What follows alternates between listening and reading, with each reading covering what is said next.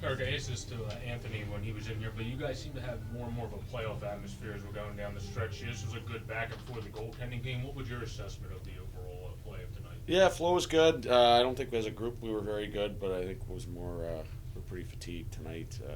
Quick turnaround from the travel and last week's game, but again, like uh, give them credit. Like the guys found a way to get 2 points, and at this time of year, like these are the dog days. I think the next, it's March 2nd. I just think we're trying to get through to I think it's the 27th.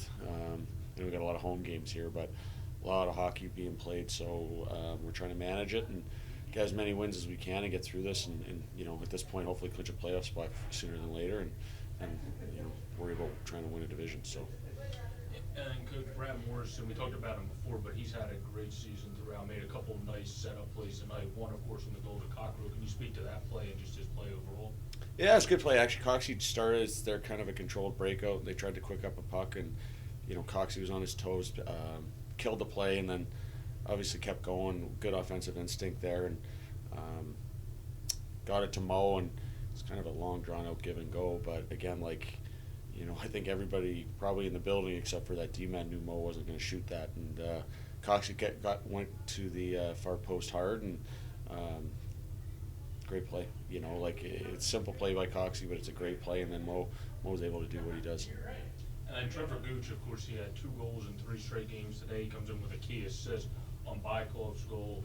What do you think has allowed him to be able to? He's played great all year, but even elevate to that oomph degree down the stretch here with the rest of the Blues. Yeah, no, he's been great. I obviously had some big goals this week, and in 2 really contested games in Toledo where the shorthanded goal was huge on Saturday night and kind of got us going. Obviously, scoring first in that building is really important, and he gets that empty netter Saturday, which is it's an empty netter, but he's out last minute. I think it was with Ebbs and I can't remember who else, but make a good defensive play. They get a puck back, empty netter, and then same thing on Sunday, make some plays, execute, and then all of a sudden it's even his goal, the third goal, it's almost like that's a dagger. It's the first period, but it's almost a dagger on a Sunday when it's a 3-3 for them and 5-6 for us. So he's been great all over the ice. Can't say enough good things about him. He's really added another dynamic to our group and allowed Mo and Bakes to take their game to the next level because of his skating ability. I think he's able to play at the pace they want to play at, and each one of those guys brings a different dynamic to the group, which is important. I asked this to Anthony as well, Coach, but what do you guys do when you have a middle game, then you have an away, and then a home game to make sure the guys are on point for the game plan, but also have the right amount of rest so you don't have as much tired legs that you were talking about at the start of tonight? I know it's a tough question. There's no right answer. We're gonna get on the road early. Obviously, we're not gonna skate tomorrow. It's a waste of time. And then we'll leave around 11, get in about 3:30, 4 o'clock to Worcester so the guys can unwind, get a good dinner. We don't pregame skate. You don't pregame skate on the road till 11:15, so guys can sleep in an extra hour. Pregame skate's 10 minutes. Pregame meal, sleep for a few hours, play the game, and grind out Saturday. Right? That's all you can do. Right? We're gonna get in late. I'll probably get in 3:30 in the morning on Friday. Well, Saturday morning really. We'll get in at 3 a.m., 3:30 a.m. and be here by 5. Be ready to go. Grind it. I think that's this time of year and at our league. You just kind of gotta embrace the suck, as we say, and that's it right now. And we're lucky that this is a real shitty stretch of games with the amount we have to play and the time we have to do it. But luckily, all but 4 of them are on the road. This is the only one in this stretch on Friday where we have a back-to-back and have to travel, right? We have 2 in Wheeling next week, which are at our level are easy, right? Saturday, Sunday, and then we're home, and then we got the Wednesday standalone in Norfolk.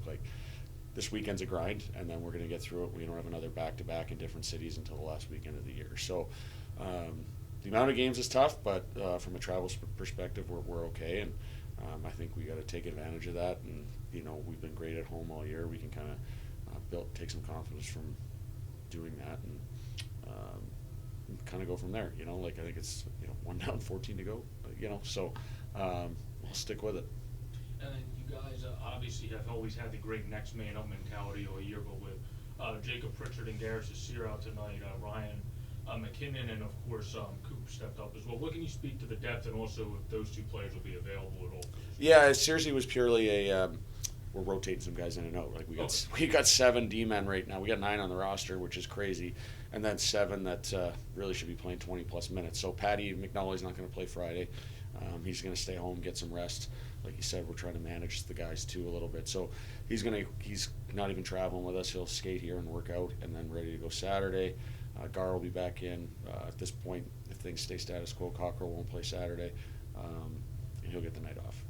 Just based, they're the 3 most experienced guys. So Max got to get his.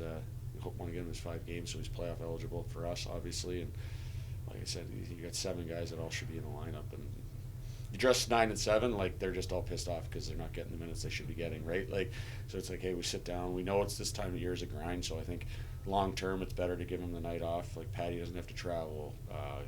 Gar's only got to play 2 games this week. Coxie, he's not going to have to play Saturday after getting in at 4 in the morning. It's just one guy in the lineup. It just adds one set of fresh legs, right? Where, we try to manage, at least rotate a few guys through the lineup last week, or at least they're not dying this week, and it gives you a little extra leg. So that's it. Pritch is out. We'll see.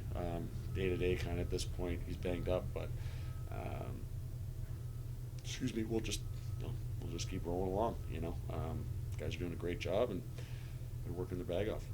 And my last question would be, I know the last time we were home there was a question pertaining to completing the Winquist trade. Has that been done yet, or is that still in the process of working out the logistics of, is that for money or how? I ain't fucking trading him for money. It'll be completed by March 31st, the trade deadline. So, I don't know. I think I saw somebody say that it was Levine and for Winquist it was the futures, and I'd love to know the drugs they're taking because I want some. So, Winnie's been a top 6, arguably top 3 in our league for a long time. He's not getting traded for a bag of pucks. I'll tell you that for free. So, as things go, I think we'll understand what happens when it's done. So that's all I got to say for now on it. All right, thanks, coach. Have seemed to have more and more of a playoff atmosphere as each game is going on, coming down the stretch here. This had that big back and forth goaltender battlefield. What was your assessment of the play on both sides? We're getting late on the season, and we got a lot of games going. And so last week we faced Toledo's first place in the league, so we got a little bit taste of playoff game, and we were ready for it, and we played like we were supposed to play, and it goes well.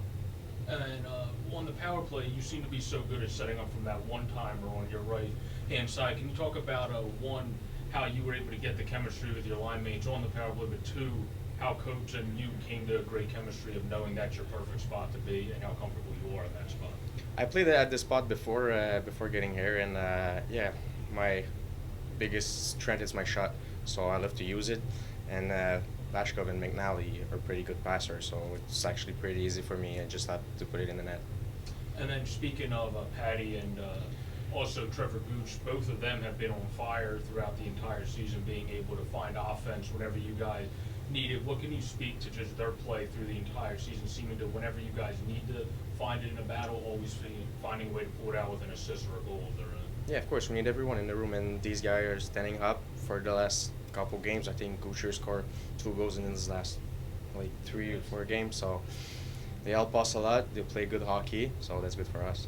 And then on top of, you guys were short Pritchard and Sear tonight. That proves how much depth you guys have. You have McKinnon come in, and then I believe it was Coop came in for Pritch. What can you speak to the volume of having that depth and how important that is as you're fighting for the Kelly Cup? Yeah, exactly. Like you said, we got a pretty depth team, and everyone's ready to play when they have to play. So with that, we're able to maybe get some rest to some player to be more ready for the playoffs.